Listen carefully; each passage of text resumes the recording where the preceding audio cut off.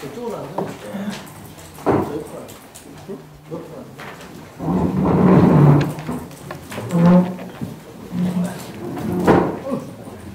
썰렁하다.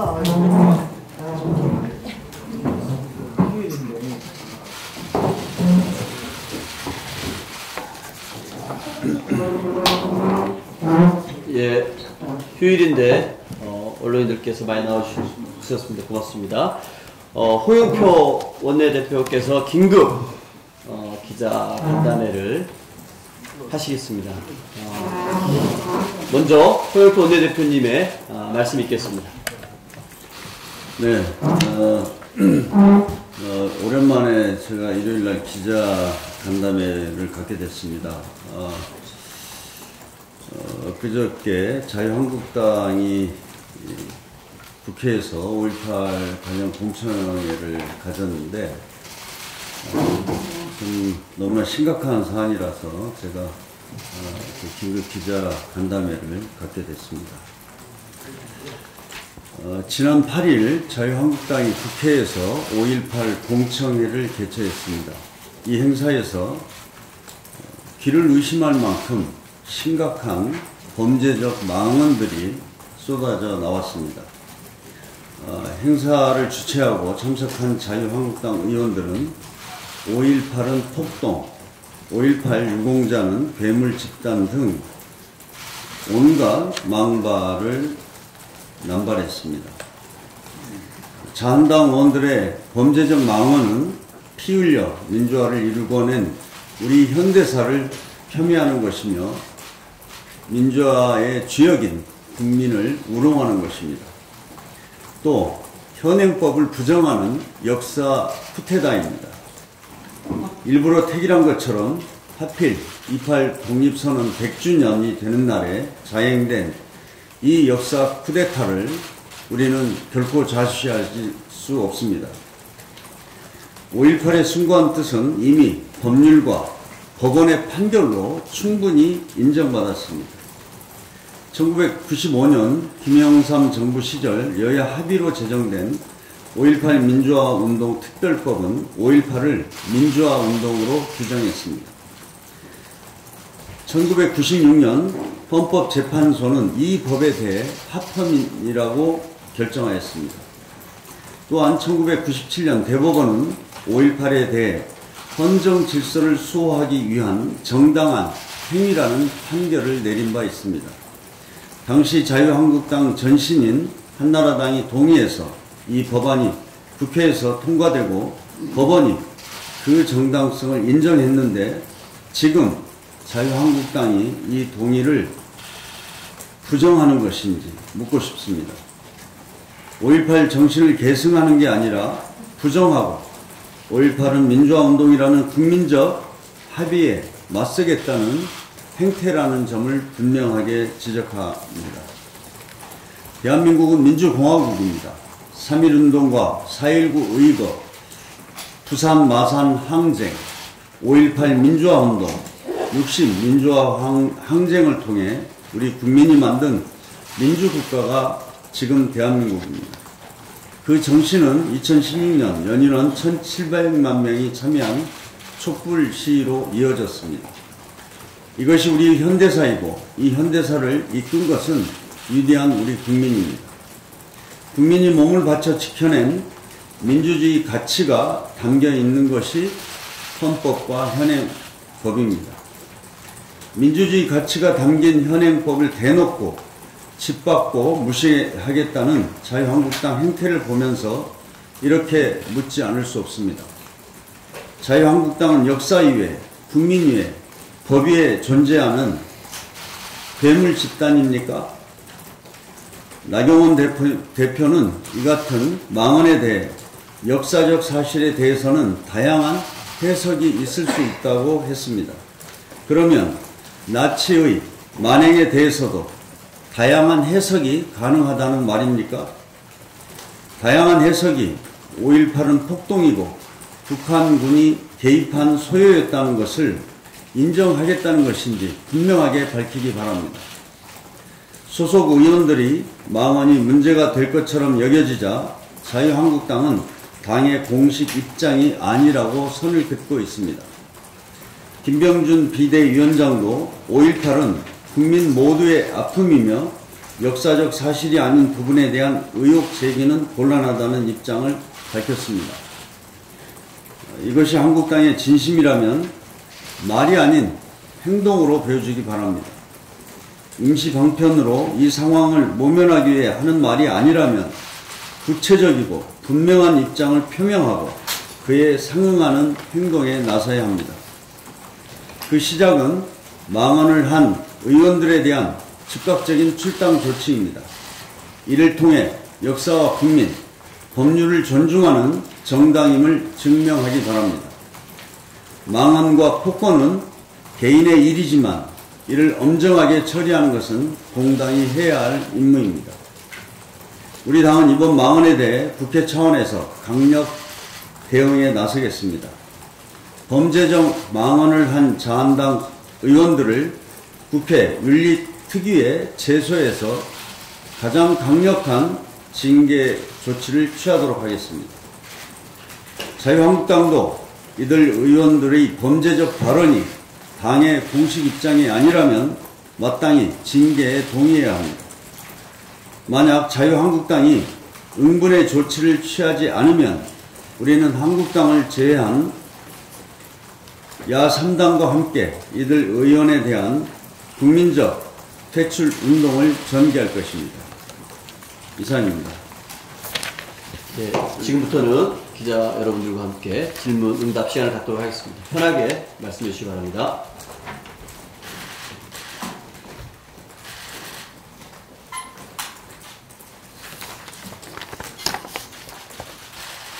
네.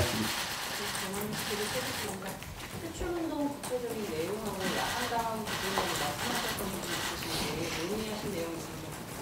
네, 어제 오늘 이제 주말이었기 때문에 공식적인 접촉을 하지는 못했습니다. 그러나 현재까지 확인한 바로는 자유한국당 의원들의 5.18에 대한 범죄적 망언에 대해서는 다른 야당들도 자한당을 제외한 다른 야당들이 동일한 문제인식을 가지고 있고 또 거기에 대해서 엄중한 조치를 취해야 된다는 것에 대해서 기본적으로 입장을 같이 하는 것으로 제가 파악하고 있습니다. 그래서 내일 야3당과 접촉을 해서 좀 방안을 마련하도록 하겠습니다.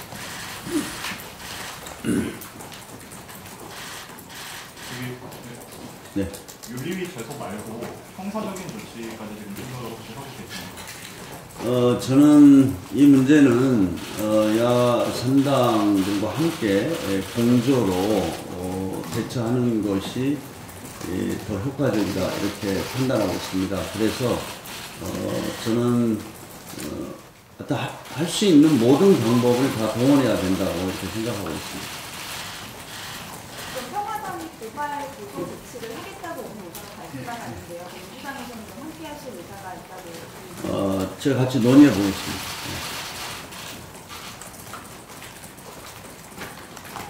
여기 뒤에 질문인데. 네. 아까 그 투고인 측에서도 생각한 적이 있는데 그러면 제명까지도 생각을 하고 계십니까? 네, 당연히 제명을 포함하는 강력한 조치를 취해야 된다고 지금 보고 있습니다.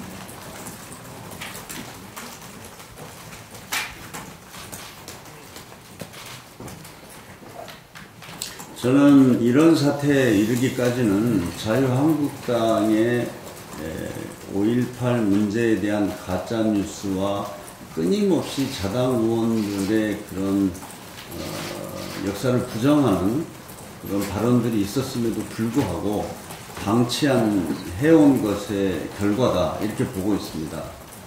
그래서 이 문제는 더 이상 이렇게 방치해서는 역사를 바로잡을 수도 없고 또 정말 5.18 정신과 5.18의 의미를 정말 한 40년 동안 국민들이 진실을 밝히고 또 책임자를 처벌하고 해왔던 그런 무수한 노력들을 완전히 원점으로 되돌린 거라고 생각합니다. 그렇기 때문에 이건 심각하게 사실 어떤 법률적, 어떻게 보면 헌법적 그런 도전이다 이렇게 봅니다. 저희가 헌법에 대해서까지 말씀드리는 것은 헌법에 5.18이 명기되지는 않았지만 많은 국민들은 5.18 정신이 헌법 전문에도 들어가야 된다 이렇게까지 이야기하고 있지 않습니까? 이 시점이기 때문에 이 문제를 저희가 더 이상 외면하거나 방치해서는 안 된다 이런 판단이 들어서 이렇게 오늘 말씀드리게 됐습니다.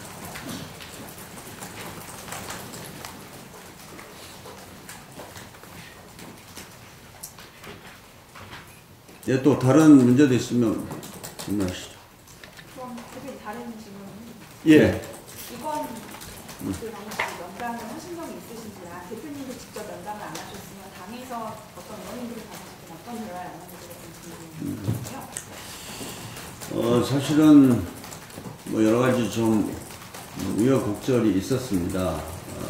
그런데 어제 이제 우리 당 의원 한 명이 참석을 했습니다.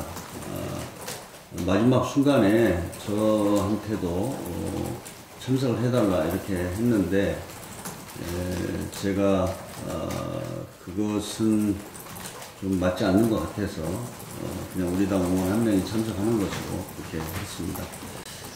비건의 어떤 그 평양에서의 활동에 대해서는 이미 정부나 청와대를 통해서 제가 파악을 하고 있었고, 뭐 대부분 언론에 보도되었지만 이번이 뭐 협상이라고 할 수 없는 협상 2차 정상회담 성공을 위한 여러 가지 의견 교환을 나누었고 상당히 좋은 그런 분위기에서 대화가 이루어졌다. 이것이 아마 그 핵심적인 내용인 것 같습니다. 그래서 그거 뭐 그런 정도의 내용이 다이고요. 저는 이제 지금 북미 정상회담을 포함한 한반도 비핵화나 평화 문제에 대해서는 여야가 초당적으로 함께 좀 해 나가기 위해서는 이런 진행되는 여러 상황에 대해서 공유하는 게 중요하다고 봅니다. 그래서 저는 뭐 야당이 그 비건을 만나서 그렇게 이야기하고 하는 것에 대해서는 저는 아주 긍정적으로 평가합니다.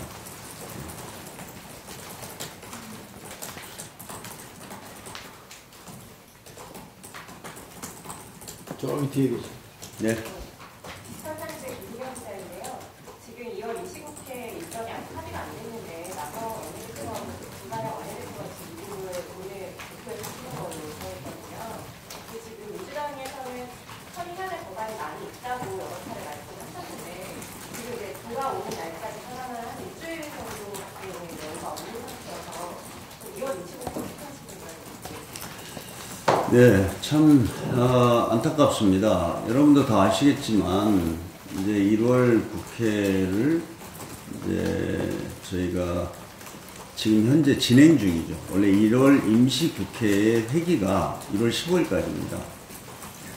그런데 저는 지난번에 이제 7일날 원내대표 회동에서도 내일부터라도 일단은 상임위를 가동을 하자라고 제안을 했었고요. 저는 사실 자유한국당이 동의하지 않더라도 다른 야당만이라도 상임위를 여는 것까지도 사실 고민을 했었습니다.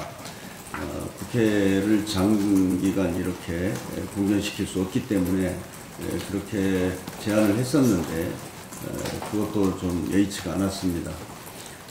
원래 2월 국회는 이제 1월에 같이 뭐 이렇게 새 교섭단체가 이야기할 때는 구정 끝나고 1월 한 15일까지는 상임위 활동, 그리고 18일부터 대표 연설과 대정부 질문, 그리고 또 그 이후로 상임위와 법안 관련한 이 소위들을 여는 이런 일정으로 대략 저희들이 이렇게 암묵적인 합의가 있었습니다. 그런데 아무튼 지금 자유한국당에서 요구하는 4가지를 저희가 수용을 할 수 없기 때문에 자유한국당은 그렇게 되면 우리는 국회 열지 못하겠다. 이렇게 해서 지금 막혀 있습니다. 그래서 뭐 일부 언론에도 나왔고 말씀을 드렸지만 저희 이제 자유한국당이 사실상은 손혜원 의원 국정조사라도 하자 이렇게 해서 저는 손혜원 의원 국정조사에 대해서 반대하지 않습니다. 저는 분명히 말씀드리지만 필요한 국정조사는 해야 된다고 생각합니다. 그런데 손혜원 의원의 국정조사를 하자고 하는 이유 자체가 국회의원 활동의 이익의 충돌과 관련된 문제입니다. 그런데 국회의원들의 이익의 충돌 문제는 손혜원 의원 문제 이후로도 여러 명의 자유한국당 의원들의 이익 충돌 문제가 거론이 됐습니다. 저는 거론된 문제들의 어떤 성격이나 내용을 봤을 때 손혜원 의원과 크게 다를 바가 없습니다. 그래서 제가 제안한 것은 국회의원들의 이익 충돌에 대한 실태 조사와 제도 개선을 위한 특별위원회를 만들고 그 위원회가 만들어지면 그 안에서 손혜원 의원 청문회 아니면 또 이장호 의원 청문회 장제원 의원 청문회 이런 식으로 하자 이렇게 제안까지 했는데 손혜원 의원만 해야 된다. 이것 때문에 합의가 이루어지지 않은 겁니다. 그래서 저는 좀 그것을 분명하게 하고 싶고요. 저는 국회의원들의 이익 충돌의 문제는 지난번 김영란법을 만들 때도 사실 이것에 대한 논란을 하다가 법에 반영하지 못하고 끝났습니다. 그러나 이것은 앞으로도 계속 나올 수 있는 문제이기 때문에 국회의원들의 이익 충돌에 대한 원칙과 기준 그리고 어떻게 그걸 제도적으로 우리가 개선할 것인지 이 논의는 분명히 있어야 된다고 생각을 합니다. 그래서 저는 그런 상황 때문에 자유한국당의 요구를 받아들일 수가 없었습니다. 그리고 저는 지금 그럼에도 불구하고 또 각 상임위별로 다루어야 할 현안이 굉장히 많고 또 우리 민생이라든지 하여튼 우리 어떤 국가의 미래를 위해서 필요한 여러 가지 중요한 입법들이 여전히 지금 좀 시급한 것들이 많이 있는데 그런 것을 논의를 하면서 좀 하자 이렇게 했는데 그것이 안 받아들여진 거죠. 그래서 저희 당으로서는 지금 우리 그 촛불혁명에서 요구한 개혁을 완성하기 위한 공수처법, 또 공경수사권 조정, 국정원법 이런 것들도 시급하고 또 한편으로는 우리 경제의 효율성과 투명성을 높이기 위한 공정거래법, 상법 등 이런 어떤 개선할 과제들도 있습니다. 그리고 또 다른 야당들을 포함해서 우리 민주당도 중요하게 생각하고 있는 선거법 문제도 이렇게 계속 방치하다 보면 이게 사실 내년에도 선거법 개정 없이 현행법을 가지고 선거를 치러야 됩니다. 그렇기 때문에 선거법 문제도 굉장히 시급한 문제입니다. 그 외에 국회의 어떤 운영을 개선하기 위한 선진화법이라든지 인사청문회법이라든지 하는 또 국회 상임위 운영이라든지 이런 문제들에 대해서도 저희가 논의를 해나가야 되는데 지금 이런 상황이어서 굉장히 답답합니다. 예, 더 있으면 한두 분 정도 더 받겠습니다. 없으시면. 여기 뒤에 있는 오랜만에 강세희 기자. 주말 공정위 기자입니다. 사법농단 세력이 적선 참고하는 위원회 활동이 지금 어떻게 되고 있는지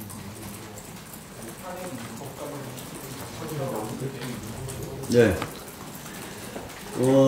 지금